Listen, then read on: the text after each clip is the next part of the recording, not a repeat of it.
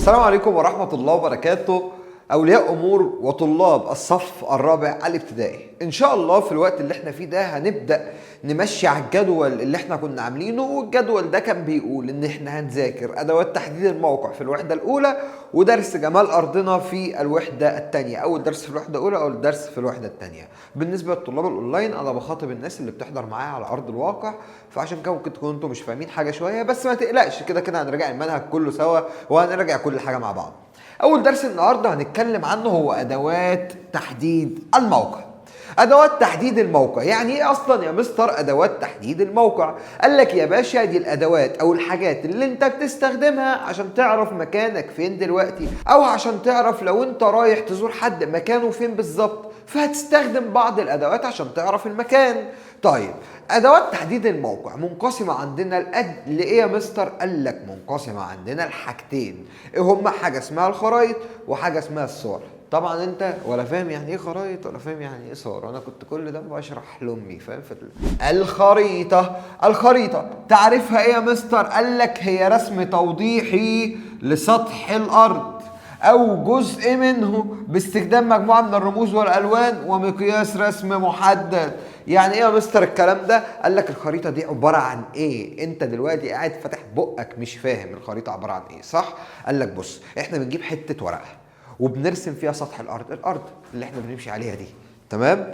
قال لك او جزء منه. يعني ايه بقى؟ فهمني الجزء دي. يعني ممكن ارسم حته الارض دي على الحته دي؟ قال لك لا طبعا، الخريطه بقى بنرسم عليها مثلا مصر او الكره الارضيه كلها اللي احنا عايشين عليها او اللي الناس كلها عايشه عليها. فانا ممكن ارسم مصر بس اللي هي جزء من الكره الارضيه، او ارسم العالم كله الكره الارضيه كلها باستخدام مجموعه من الرموز والالوان. يعني ايه يا مستر؟ يعني انا مثلا يا باشا لو انا راسم خريطه مصر وانت ماشي في الصحراء الغربيه، فانا المفروض ارسم لك على الخريطه ان هيبقى في قدامك جبل. هرسمه لك ازاي؟ فباجي على الخريطه بقوم جاي اعمل لك رمز مثلث واقول لك يا حبيب قلبي ده جبل. يعني انت مثلا بعد مثلا 100 متر هتقابل مثلث اللي هو جبل. طيب لو انت هتقابل بحر، فبقوم جاي حاطط لك على الخريطه لون ازرق، معلش لون القلم ده احمر، انا بص اهي لون ازرق، واقول لك يا باشا اول ما تشوف اللون الازرق ده اعرف انك وصلت للبحر. طيب نكمل، ومقياس رسم محدد ده هنتكلم فيه بعد كده في ادوات الخريطه. طب تعالى يا مستر وريني الخريطه دي. قال لك الخريطه اهي قدامنا زي خريطه مصر اللي انت شايفها دلوقتي. لو تلاحظ هتلاقي ان البحر متلون بالازرق، وهتلاقي تحت هنا المفروض مثلث بس الخريطه دي مش كامله، وهتلاقي هنا عناصر الخريطه اللي هي مقياس الرسم وغيره. طيب اول حاجه اتكلمنا عنها اللي هي الخريطه. قال لك بقى مش اي ورقه هجيبها هكتب عليها او هرسم عليها يبقى اسمها خريطه. امال يا مستر؟ قال لك ما هي الورقه دي لازم يتوفر فيها بعض العناصر، او لازم حاجات تبقى موجوده في الورقه عشان اقدر اقول لك دي خريطه. هي ايه بقى العناصر دي يا مستر؟ قال لك 5 عناصر. واحد، عنوان الخريطه، لازم الخريطه دي يكون ليها عنوان. هو انا هديك ورقه لطريق وانت مش عارف ده طريق ايه اصلا؟ افرض انت عايز تروح الشؤون وانا بديك طريق الشعبيه، فهمني؟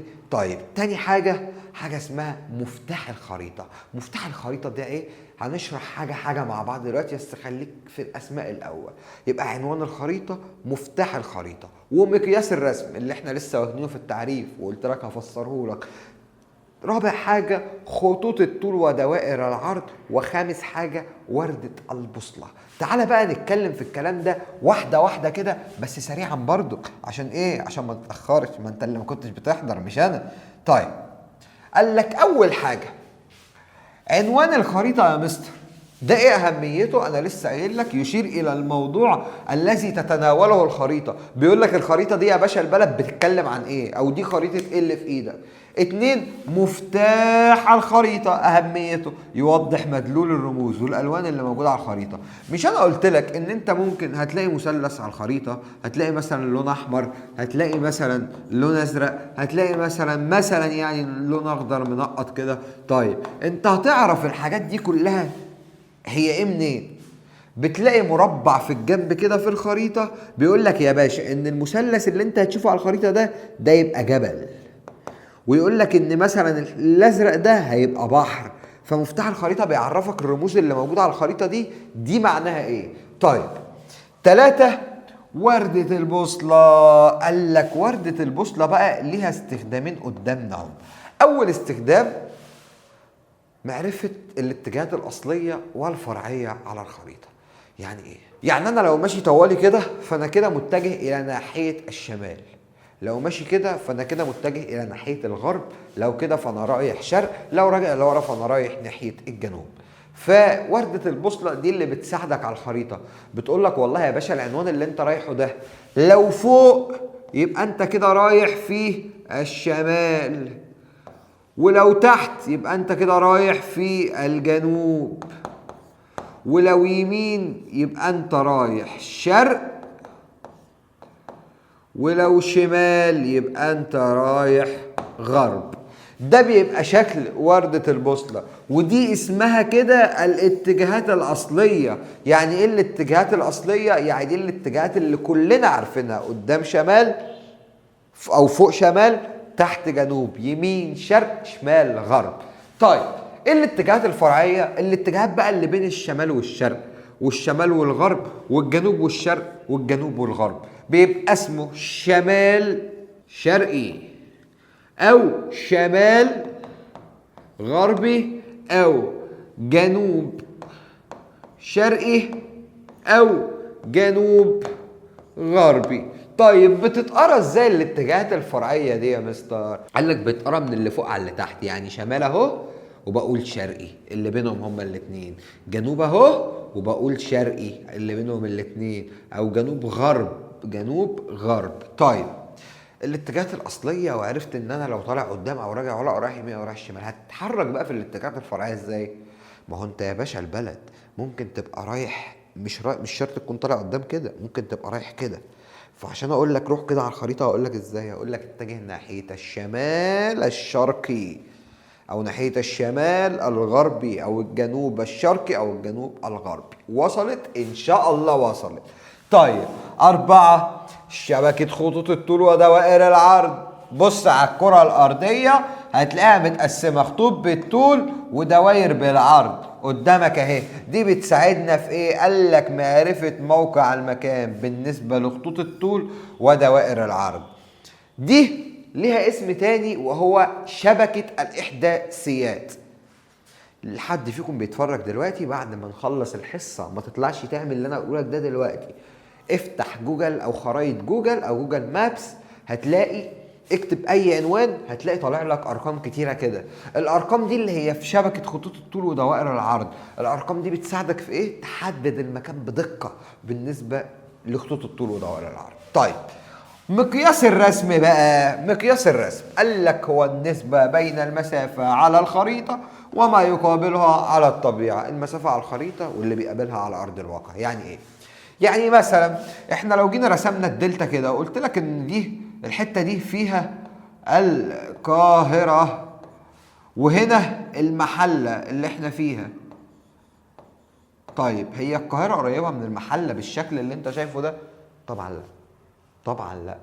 فانا عشان اعرف المسافه الحقيقيه بعمل ايه يا مستر؟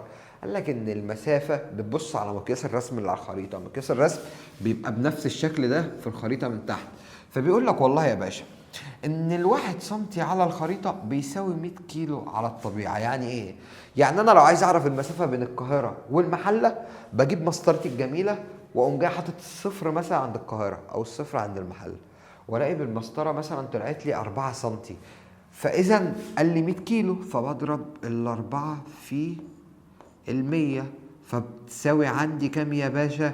400. فاذا المسافه على الحقيقه 400 كيلو متر بين المحله والقاهره. طبعا ده مثال، ده مش رقم حقيقي، انا بديك مثال.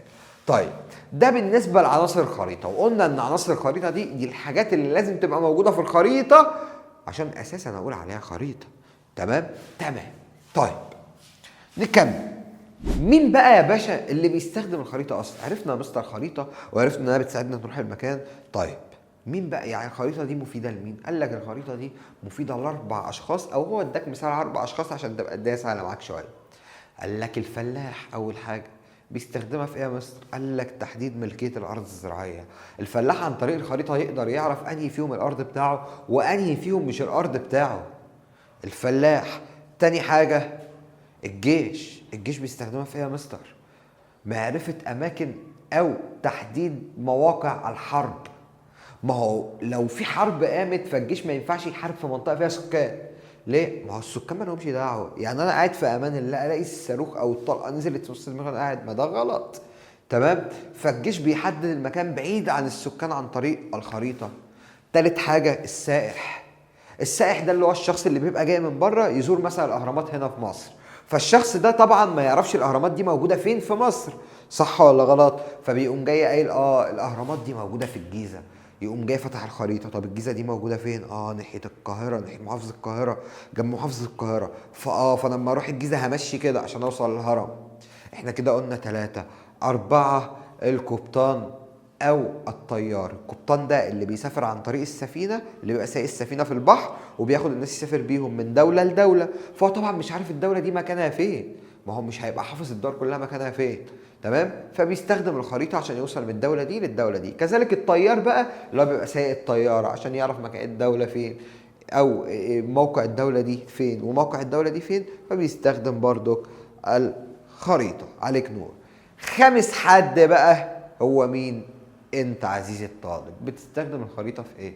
بتستخدم الخريطه في مذاكره دروسك، لان انت في امتحان نص السنه اللي انت المفروض بتتفرج على الفيديو ده عشانه هيجي لك خريطه مصر وهيقول لك قول لي عليها حاجات كتير جدا المفروض انا شرحتها بس انت طبعا مش فاكر. فخلينا نكمل. دمت الاستخدامات بتاعه الخريطه دي، استخدامات الخريطه. طيب احنا اتكلمنا عن اول حاجة في تحديد ادوات الموقع وهي الخرائط. طب ما تيجي نتكلم عن تاني حاجة.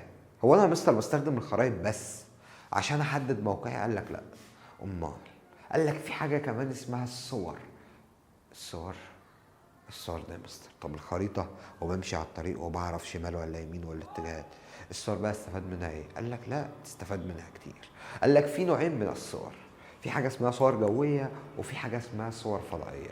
وبالمناسبة الصور دي بتساعدنا في رسم الخرائط. تعال نتكلم عن أول حاجة، الصور الجوية. الصور الجوية قال لك الصور الجوية هي اللي بيتم التقاطها باستخدام الطائرات.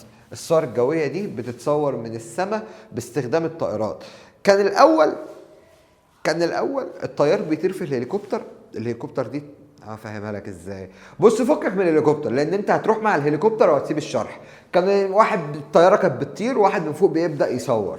تمام؟ فكان بيصور مناطق صغيره بس الصوره دي كانت بتبقى حقيقيه جدا. ليه؟ لانها متصوره من فوق. فكان بيجيب البيوت ومنظر الشارع بالظبط بالكاميرا، ودي كانت بتساعدك ترسم خريطه دقيقه جدا.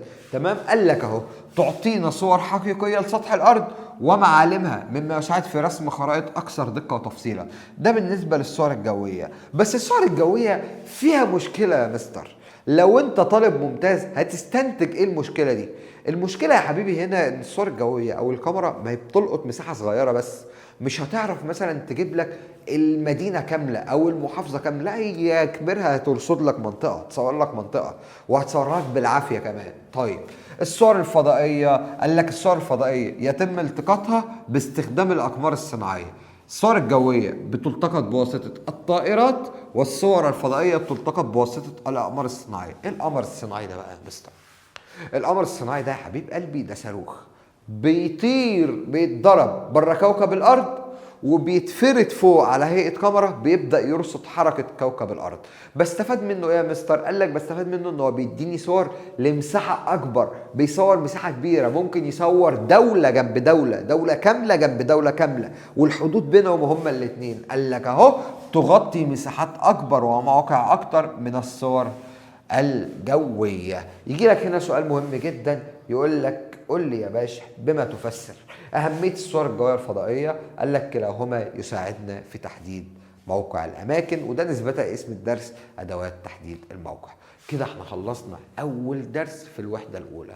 انتظر أول درس في الوحدة الثانية، هنراجعه برضك مع بعض. وتابعنا على القناة واشترك فيها عشان المراجعات ما تفوتكش والحل ما يفوتكش. طبعا هنحل على الشرح بتاعنا. اتمنى ليكم كل التوفيق وربنا يكرمكم ويا رب اكون قدرت اوصل لكم المعلومه. عندك اي مشكله او اي سؤال تقدر تكتب لي تحت في الكومنت ورقمي في الوصف تقدر تتواصل معايا فيه او عليه. عفوا، كان معكم مستر احمد السيد. سلام.